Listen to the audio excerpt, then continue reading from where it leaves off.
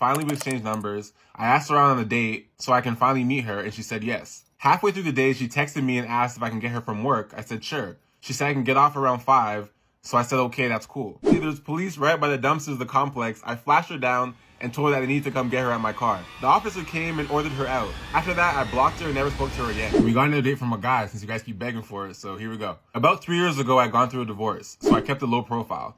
I didn't have any silence or anything like that. I just wanted to stay grounded and grind. I respect that. I worked as a software engineer and I would normally work hella hours, and to make matters worse, I was working remotely. With my ex out of the house, I started getting a bit lonely, which normally would not bother me, but I guess the stress of working and having gone through a divorce, I felt like I need to get out there. So I turned to Tinder. Oh yeah, the good old Tinder, where you meet all kind of characters on there. I feel like you could do way better than this. I met this young lady who happened to live around my neighborhood. That was a plus for me because I don't like driving. So anyways, we talked for a couple of days. Finally, we exchanged numbers. I asked her out on a date so I can finally meet her, and she said yes. Halfway through the day, she texted me and asked if I can get her from work. I said sure. She said I can get off around 5, so I said okay, that's cool. I went to pick her up, and I asked if she was going home to change and we can meet later to agree on a date. She said no, we can go now. Yeah, like that's wild, bro. Like you gonna come with your work scrubs. Plus, where does she work? Because if she like like a cleaner or something like that, or garbage woman or whatever she does, man, cleaning lady, like no, you can't be showing up on a date looking like that. Straight from work? No shower, no cleanup, nothing? Okay. I didn't really mind. I was not dressed for a date, but I had some J's and a black t-shirt and some Levi jeans on. Some casual chill vibe. She said she was hungry. I said, as a matter of fact, I am too. I asked what she was in the mood for, and she said, you can pick. Surprise me, she said. I actually hate these girls. Not surprise me. I don't even know you. Surprise you. What do you like? Tell me what you like. I don't know you. I like Ethiopian food, and being from and living in Atlanta, you gotta have some hookah on a Friday. So I suggested that, and she said she doesn't drink or smoke, but she doesn't mind being around that. I said, it's not a big deal. We can choose a different spot, because I know that both the places I offered have hookah and drinks. I didn't want her to be around that if she didn't want to do that. But she insisted that we go since she's never had Ethiopian food before. Now, here's where things get interesting. We were sitting down next to each other just talking and vibing, and I noticed she was a little off, but didn't think too much of it, so I just continued talking and trying to get to know her. When you say off, what do you mean by that? When you're sitting next to someone, as you talk to them, you might every now and then tap on their leg or something. As we were talking, she definitely did tap me a few times within the conversation as we sipped on their drinks. I can't remember what we were talking about, but at one point I was laughing and I lightly tapped on her leg around the knee area. She pauses and goes, don't do that. I was like, huh? She said, never mind, but don't do it again. I was like, okay. So I brushed that aside and I continued the conversation. After some time had gone by, we had ordered food and I'm eating, but she's not eating hers. So I was like, do you not like the food? She said, I gotta go outside and smoke first before I eat. I thought she didn't smoke. In my head, I'm like, didn't this heifer say she doesn't smoke? But anyways, I keep it pushing. She goes, smokes, and comes back. Let's keep reading. When she gets back, we're talking, and I asked if she wanted a shot. And she goes, no, I don't drink. But at the same time, proceeded to ask the waiter what I was drinking, and could she have the same thing? What? What is happening here? At this point, my antennas went off. Bitch, what? Again, the convo continued and I tap her again. This time she went boom. I asked you not to touch me again. Or you're one of those guys who kidnap girls and sell them. What in the world? Yo, what? What did she just say? You're one of those guys? She's crazy as hell. What does she mean you're one of those guys? What? Nah. The moment you told me you're African, so fucked up. The moment you told me you're African, I already knew you were gonna try to kidnap me. Whole time I'm sitting there like, huh? At this point, I'm irritated. I'm realizing I just wasted my nap time and money. So I suggest that we meet up another time because I was noticing something was bothering her and she was acting a bit like a stranger. Why'd you even suggest meeting another time? Yeah, like why would you want to see her, bro? You should have even done the dash. Not even said goodbye or anything. Just pay your tab and off you go. Sprint out of that place. Why would you even want to relink her again? You want to see her again? Actually? So I paid the bill, asked for to-go boxes, got my food and hers in separate containers, got in the car, and off we go. She kept going on and on, how she doesn't like guys in Atlanta, blah, blah, blah. Whole time I'm thinking, let me just get there, please, so I can just drop her off and block her. 10 minutes into the ride to drop her off, she asked, can I fart? Hell no. Hell no. You tell her, get out. You can do that outside. And the moment she opens the door and she's out there, you're gone, bro.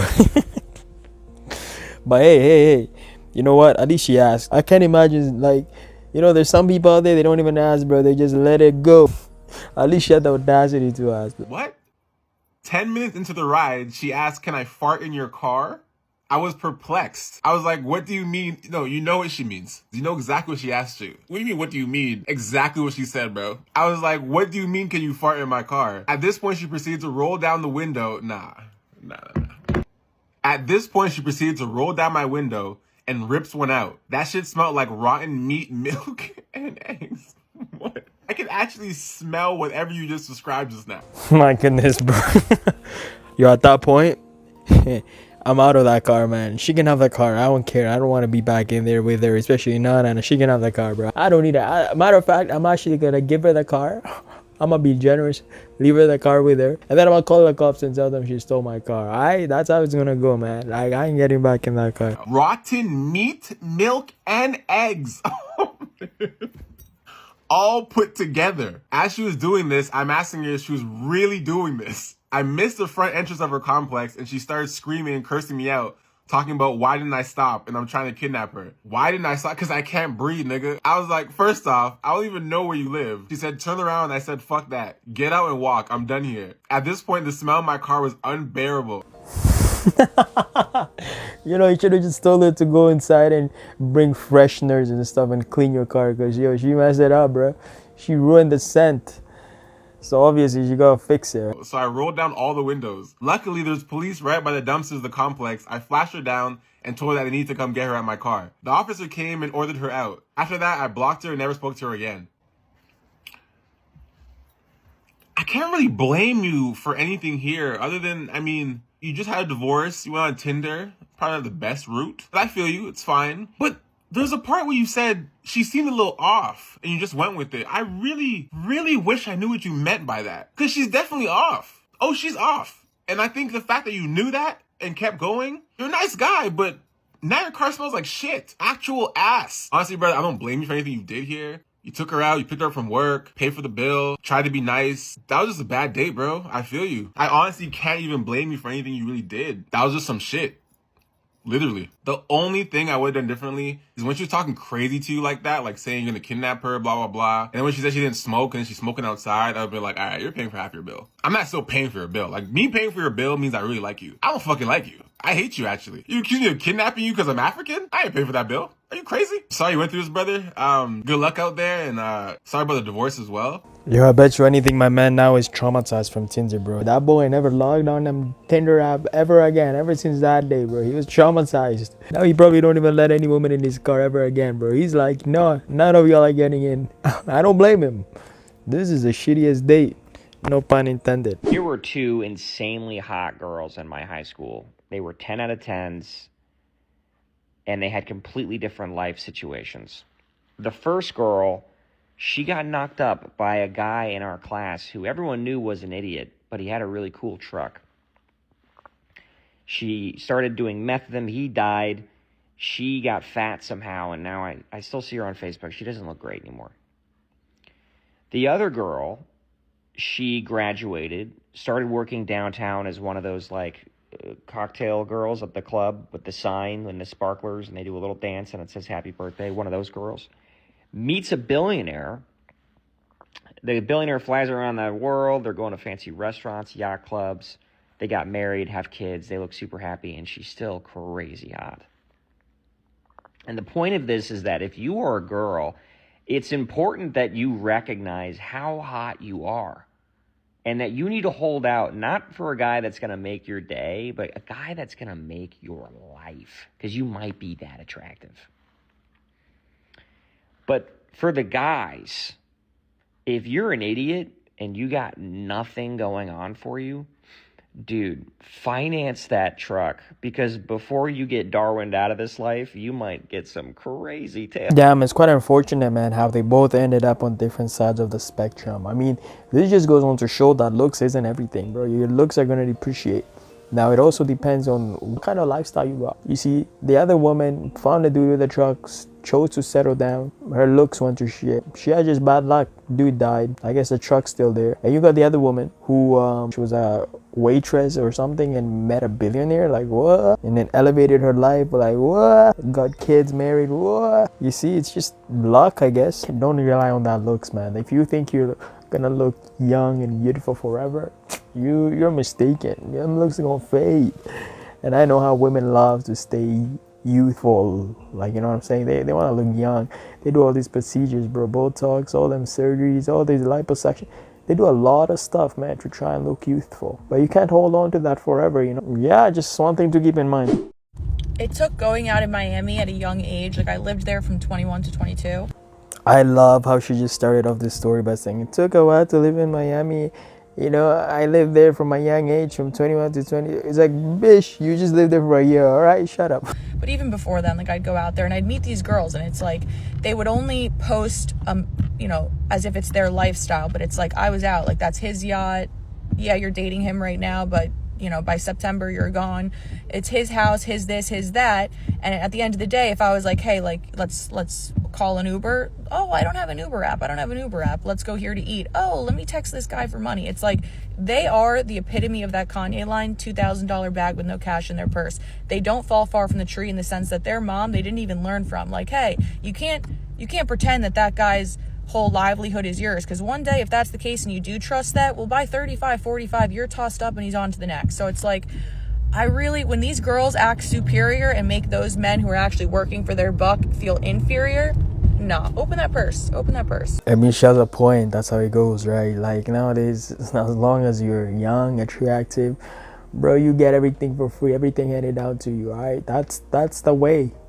Well, how do you think these influencers are financing their life, bro? How do you think they're living? Of course, they already know, right? They're capitalizing off their looks. But, I mean, guys, like I said, right? All it takes is luck, man. Sometimes you can be down on your luck, right? You meet this guy, he's a billionaire, boom, boom, boom. In another second, he probably dumps your ass. And now what? You broke. Now you're old. And guess what? You don't even have any credentials because you haven't worked for a minute because you were relying on this guy to pay your bills. Now you're screwed. Now I guess you gotta go where? OnlyFans. Left my phone unlocked next to this girl, bro. Guess what she did? She locked it back. She must really want a gift for Valentine's Day, bro. I don't know how to get out of it. What else should I do? Hey, yo, what? What's going on? So she locked the phone back while he left it unlocked? Like, what does that mean? She's loyal or what? She's being faithful, or what's going on? I don't get it. It's just like she's in it for him or what? Like, or maybe she just want to show him her different side, right? She want him to buy her a present and shit because, you know, she acted some type of way. Dude caught feelings because this is the first girl that didn't check his phone, eh? Damn, bro. My last relationship, she saw me at my worst. I had nothing. I remember I was sleeping at the warehouse and I had lost 15 pounds. I couldn't even drive home to shower because I didn't have enough gas to put in my car, and so I'd have to drive to the nearest gym. It was a lot closer than my house, and I'd shower there. Canned beans and ramen noodles.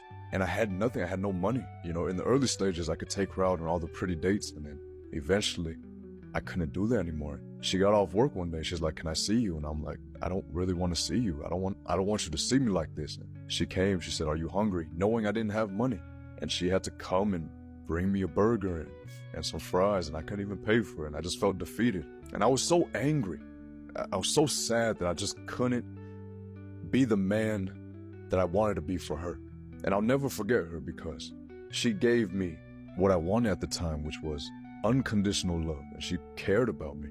And I wanted it at the time, and I wanted someone to believe in me, or I needed it. Y'all, my ex just texted me and told me to come outside. Y'all, I've been standing on business so fucking hard. Because last night he came over here to get the rest of his stuff. And as soon as he pulled off, he sent me a text message and basically was like, "Your passenger side tire is flat." When I know he put my shit on flat. But then he took my car to the gas station and filled it up and shit. But I did not give in. I did not let his ass come in. As soon as he put air in my tire, bitch, I went in the house. So he just texted me and told me to come outside. Oh my God, all this ice.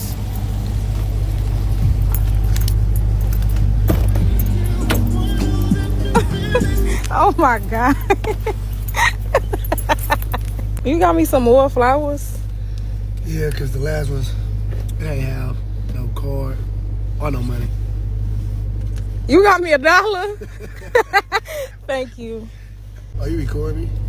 No, I'm just showing my mama.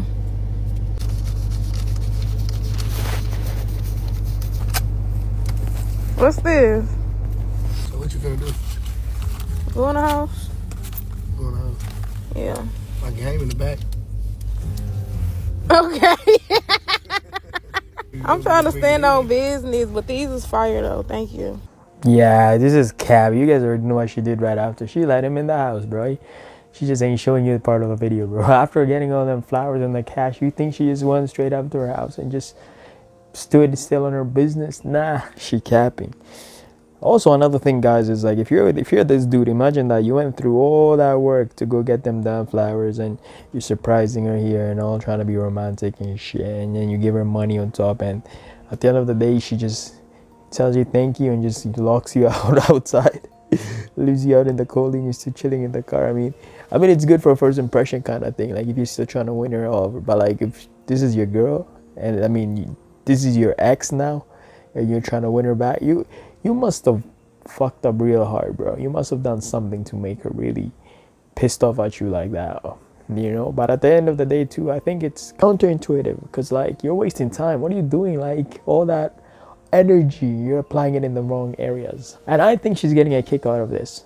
Literally, she's just pretending to be mad at you, so you go the extra length to bring gifts and surprise her and stuff like that. She's doing this on purpose because she know, yeah, especially now that you already paved the way, now that you already showed her what you're willing to do to get her back. She's enjoying this, but she's gonna still keep playing hard to get, bro. She don't even deserve them flower, all that money. Like, why? That's what I never understood, bro. Like, I still think like, you know, okay, you can give them flowers here and there, and there's no issue, but most of the time to just give things just for the act of giving without even the person having done anything to receive it is kind of ridiculous, I think, right? And like if she been cleaning the house, you know, taking care of the kids, doing so much, and you bring her flower and gifts and all that, that makes sense to me, man. She deserved it, right? You're just rewarding her for what she be doing, or maybe for Valentine's or something like that. That makes sense. But like if you're just doing it every day, kind of for the sake of doing it, and then I don't know, to each their own though. I think that's kind of ridiculous on my part, but it is what it is. Anyways, that's the video. Leave a like, comment, subscribe. Let me know what y'all thought. Comment down below what y'all thought about that crazy ass story at the beginning with that woman that just randomly let her ripped in that car. Anyways, that's that. Peace.